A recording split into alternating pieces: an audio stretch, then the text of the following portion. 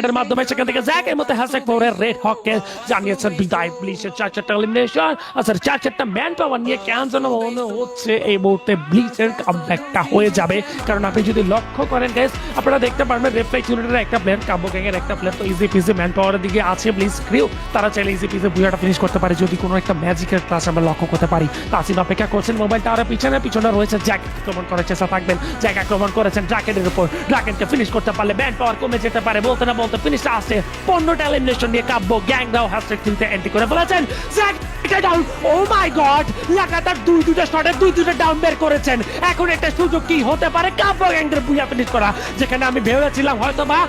bleach কি ওরা বুয়া ফিনিশ করবেন, বাট জ্যাক যা দেখিয়েছেন স্নাইপারের মাধ্যমে যে গেম প্লে দেখিয়েছেন, আরো একটা স্নাইপার শট কানেক্ট হয়েছে, আরো একটা শট, বুয়া বুয়া বুয়া ম্যাজিক্যাল ক্লাস, ম্যাজিক্যাল ক্লাসে আমরা দেখতে পেয়েছি যে ম্যাজিক্যাল ক্লাস